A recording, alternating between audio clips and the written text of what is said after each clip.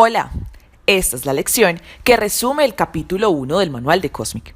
En este capítulo se abordan la aplicabilidad del método Cosmic, los tipos de requerimientos, funcionales y no funcionales, la extracción de los requerimientos funcionales del usuario, la evolución de requerimientos no funcionales para requerimientos funcionales, el modelo de contexto de software, el modelo genérico de software, las fases del proceso de medición.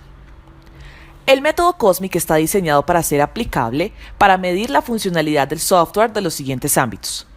Aplicaciones típicamente utilizadas para dar soporte a la administración de negocios, tales como banca, seguros, contabilidad, personal, compras, distribución o fabricación.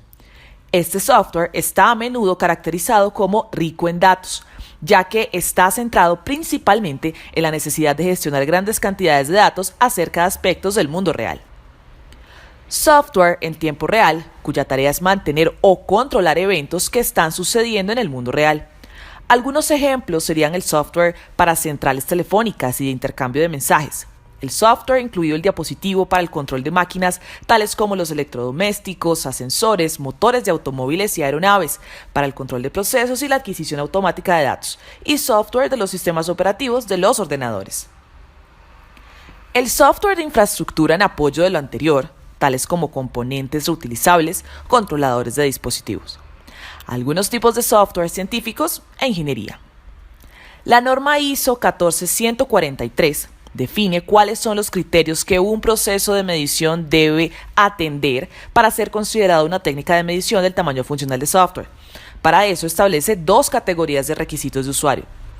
El primer hallazgo es lo que el software debe hacer en términos de tareas y servicios. Son aquellos requisitos relativos a las prácticas y procedimientos acostumbrados por el usuario, particulares de determinada tarea, de determinado servicio. En sí, son los requisitos funcionales. En contraste a esos requisitos funcionales, tenemos los requisitos no funcionales, que buscan establecer límites de orden general respecto al ambiente, como exigencia de interoperabilidad, protección contra daños intencionales o accidentales, privacidad, y a la organización como lugares para la operación, equipamiento, adherencia a estándares. La implementación, como las tecnologías de desarrollo, mantenimiento, soporte y ejecución, por ejemplo, herramientas de programación y test, sistemas operativos, sistemas de gestión de bases de datos y la interfaz con el usuario. Aquellas limitaciones respecto a la calidad como confiabilidad, usabilidad, eficiencia, facilidad de manutención y portabilidad. Esa no es una lista exhaustiva de requisitos no funcionales y tiene por objetivo facilitar su identificación. En la esencia, los requisitos no funcionales dicen cómo los requisitos funcionales serán atendidos. En el mundo real de desarrollo de software es raro encontrar artefactos para el software en los que los requisitos funcionales sean claramente distinguibles de otros tipos de requisitos y que sean expresados en un formato adecuado para realizar mediciones directas sin necesidad de interpretación. Los requisitos funcionales pueden ser derivados de artefactos de ingeniería de software que se producen antes de que el software exista. Por lo tanto, el tamaño funcional del software puede medirse antes de su implementación. En otras circunstancias, algún software existente puede necesitar ser medido sin que exista o con solo unos pocos artefactos disponibles de arquitectura o diseño, y los requisitos funcionales pueden no estar documentados, por ejemplo, para el software delegado. En tales circunstancias, todavía es posible derivar los requisitos funcionales a partir de los artefactos del sistema de cómputo, incluso después de que sea implementado. Algunos de los requisitos, en principio, aparecen como requisitos no funcionales de sistemas, evolucionando a medida que el proyecto avanza en una mezcla de requisitos que puedan ser implementados en funcionalidades de software y otros requisitos o restricciones que son verdaderamente no funcionales.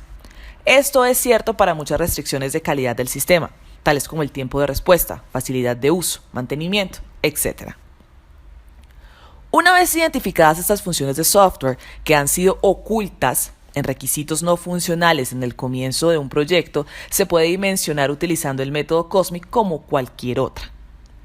El esfuerzo necesario para extraer los requisitos funcionales de diferentes tipos de artefactos de ingeniería de software o para derivar de ellos el software instalado y para su expresión en la forma requerida para la medición de los métodos de Cosmic evidentemente varían enormemente. Estos procesos no pueden ser tratados en el manual de medición. En lugar de intentar esto, el manual define dos modelos que, cuando bien comprendidos, permitirán al analista extraer los requisitos funcionales desde los artefactos de un software cualquiera. Los dos modelos son: modelo de contexto de software, el cual permite que se defina el software a ser medido y garantiza que los resultados puedan ser interpretados de manera consistente por otros. Modelo genérico de software define cómo los requisitos funcionales del software a ser medido son moldeados para que pueda ser medido. Vamos a comentar primero del modelo de contexto de software, que define 9 principios que serán explicados a continuación. El primer principio parece obvio. Software es contenido por el hardware. Software es típicamente limitado por equipos de entrada y salida, mouse, el teclado, una impresora o un monitor, cuando es usado por personas o dispositivos como sensores en software de tiempo real. El segundo principio es: software es típicamente estructurado en capas. De manera chistosa, podemos decir que software se parece a una cebolla, se compone de varias capas.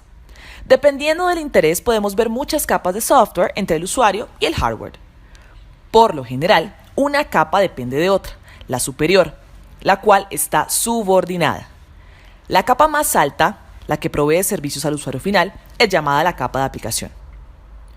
El manual de Cosmic define capa como una partición funcional de una arquitectura de sistema de software. Cuando vamos a iniciar una medición, al definir la estrategia de medición, algo que vamos a tratar en la próxima lección, se define cuál es el nivel de descomposición del software que será medido. El tercer principio es: una capa puede tener una o más pares.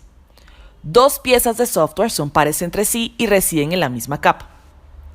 En este ejemplo tenemos dos pares: nómina de sueldos y cargos y salarios. Ambos software están en la misma capa, la capa de aplicación, pues proveen servicios directos al usuario final y no están subordinados a ninguna otra capa, y es común que los pares cambien información entre sí. Perciba que cada uno de los pares pueden ser descompuestos en varias partes o capa, y esto nos lleva al próximo principio. El alcance de la medición está siempre limitado a una única capa. Cada capa tiene una función especializada y puede ser desarrollada con tecnología diferente de aquella utilizada en otras capas. Por ejemplo, un sistema de cajero automático bancario puede ser desarrollado en Java. Este puede necesitar de servicios de middleware desarrollados en el lenguaje C, y puede ser necesario también crear un driver de dispositivo en lenguaje assembly. Puede o no tener sentido medir el tamaño de algunas piezas de software residentes en dos o más capas y después sumar esos tamaños como si el resultado representara el tamaño de una entidad simple. Vamos a imaginar un proyecto para mantener el sistema de cajero automático, que necesite también modificar algún middleware y crear un nuevo driver de dispositivo. Cada capa tendrá un alcance propio de medición, en este caso, 3 mediciones. Considerando que el trabajo en cada capa puede involucrar personal distinto, tecnologías distintas, sumar el resultado de las 3 mediciones puede no tener sentido. La medida del tamaño resultante podría, así como la suma de los tamaños de manzanas y naranjas, ser muy difícil al interpretar y o comparar con otras medidas de tamaño funcional. El próximo principio es: el alcance de la medición depende de su propósito. Vamos a imaginar un proyecto que necesita tener un esfuerzo estimado de un software que tiene 3 capas, y todo el trabajo será desarrollado por un mismo equipo, con la misma tecnología. En este caso, medir la aplicación como una pieza única puede ser suficiente para responder a la estimación de todo el proyecto. Ahora vamos a imaginar que el proyecto anterior será desarrollado por 3 equipos distintos y necesita estimar de manera individual esfuerzos de cada equipo. En este caso, la medición de toda una pieza única de software no responderá a las necesidades de estimación. Lo más correcto sería usar el tamaño medido de cada una de los 3 componentes como una entrada de un modelo de estimación capaz de explicar diferentes tecnologías y o características de los equipos de proyectos de cada componente.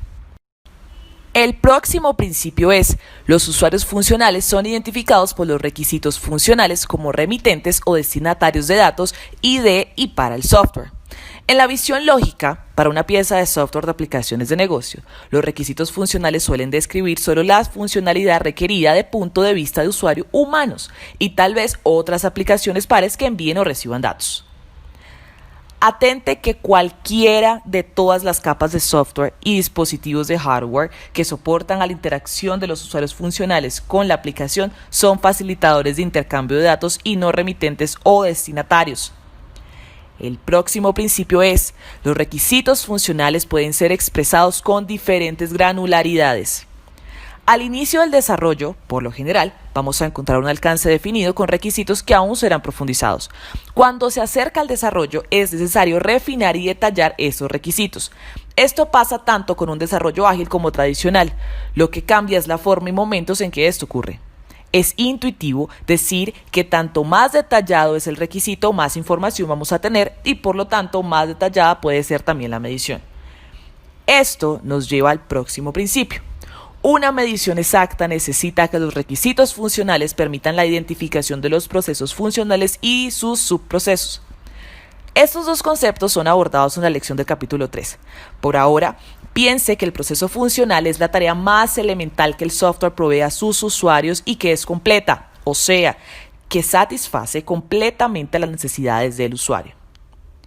Y el último principio nos informa que, si el nivel de granularidad de los requisitos funcionales es alto, es posible obtener una aproximación del tamaño a través de factores de escala.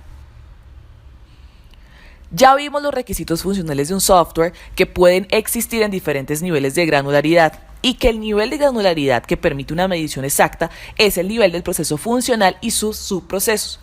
Por lo tanto, de manera lógica, al comparar mediciones hechas a partir de diferentes fuentes o en momentos distintos, todas las mediciones deben ser hechas o escaladas para un nivel de estándar de granularidad.